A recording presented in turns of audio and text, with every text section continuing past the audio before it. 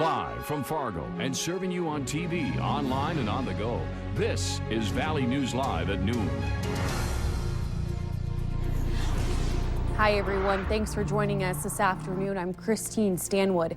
We begin with a story that's new at noon. The Fargo Police Department arrested 4 people allegedly involved in a credit card skimming conspiracy. After recent reports of credit card skimming and cloning, the investigation led detectives to a local hotel room. Detectives found 2 credit card skimming devices, a magnetic strip, re-encoder, and laptops. There were also several gift cards, which had been magnetically re-encoded using other people's credit card information. 4 people, all from Kentucky, were arrested for criminal conspiracy. Police say they may be involved in a multi-state skimming operation currently under investigation by federal authorities. Detectives are in the process of contacting those who were affected and credit card issuers. An Ada, Minnesota man has been arrested on 2 domestic assault charges. 34-year-old Juan Manriquez faces 1 count of domestic assault by strangulation and 1 count of domestic assault. Manriquez allegedly put a family member in a chokehold and pulled her hair. His blood alcohol at the time of the arrest was 0.327. That's 4 times the legal limit. If convicted, Manriquez faces a maximum sentence of 3 years in jail on the domestic assault by strangulation charge and a maximum of 90 days in jail on the domestic assault charge. Circle of Friends Humane Society in Grand Forks is placing itself on voluntary quarantine after a stray dog tested positive for the parvovirus. The quarantine will be in place for a little over 2 weeks, ending April 19th. Circle of Friends staff say all animals are being monitored, examined, and treated by needed by veterinarian and staff. The virus was introduced to the facility through a city stray that was accepted before displaying symptoms of parvo. The public dog park operated by Circle of Friends is also closed until April 19th. For more information about the quarantine, go to Valley News Live and click on the link under the hot button. A man faces a robbery charge after police say he tried to shoplift from the Grand Forks Walmart. Police say employees tried to stop 30-year-old Brady Wieselka Saturday night, but he forced his way past them with a backpack full of stolen items. Police say Wieselka had a small knife but didn't threaten anyone with it. He faces charges for strong armed robbery and unlawful removal of or deactivation of a theft detection device.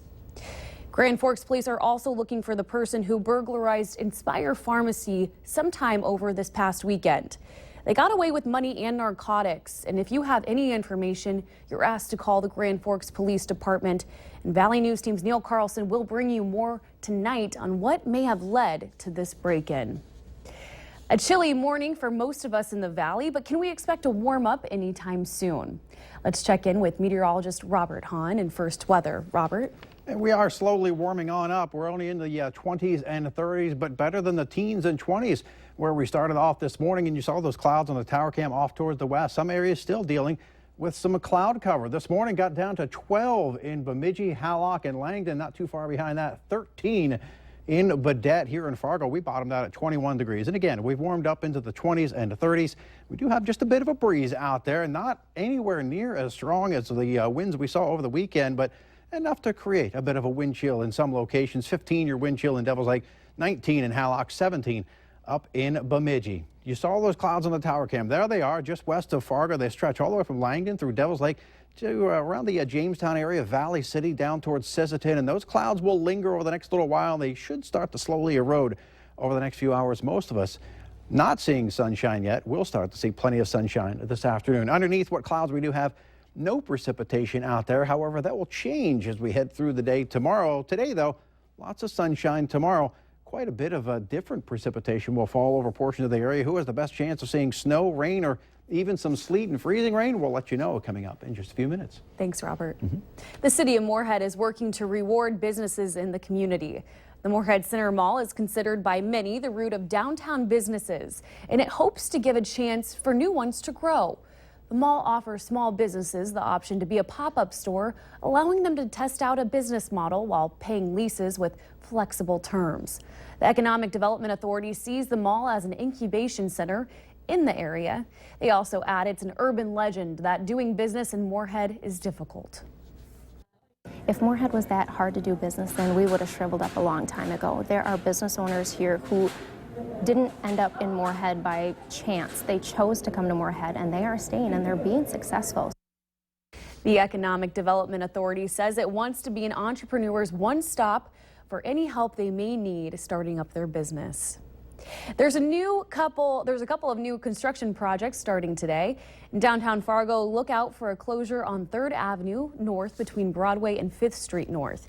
It's expected to reopen tonight after work is complete and a crane has been removed. In West Fargo, 2 sections of 12th Avenue North will close. The first section runs from County Road 19 to County Road 17.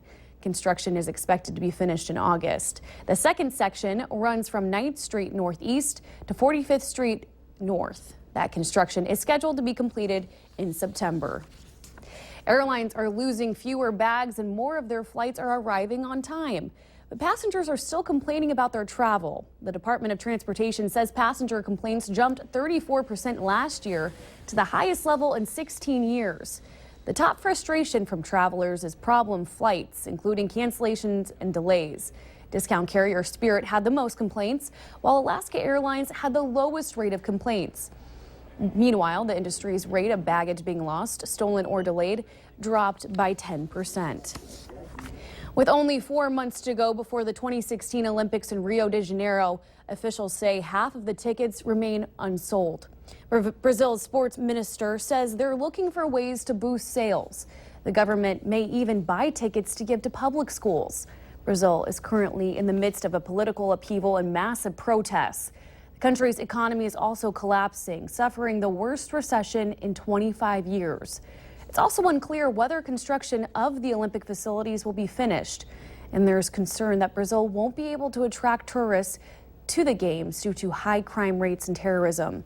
Brazil plans to use twice as many security agents as were used during the games in London 2012. Athletes and health experts have also raised concerns about the Zika virus, lobbying for the games to be postponed.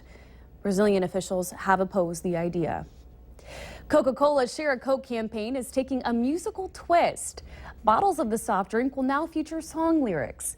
Starting later this month, more than 70 lyrics ranging from classic hits to more recent popular songs will be featured on glass bottles, plastic bottles, 2-liter bottles, and 12-ounce and mini cans. The Share a Coke and Share a Song campaign will also feature lyrics from iconic Coca-Cola and Diet Coke ads like "I'd like to buy the world a Coke" and "Just for the taste of it." Coming up, how one cancer survivor is closing her chapter with a different kind of ink. But next, we take a look at weather to plan your day.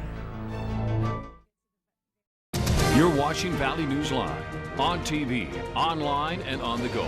Always on, wherever you are, whenever you need to know. Valley News Live.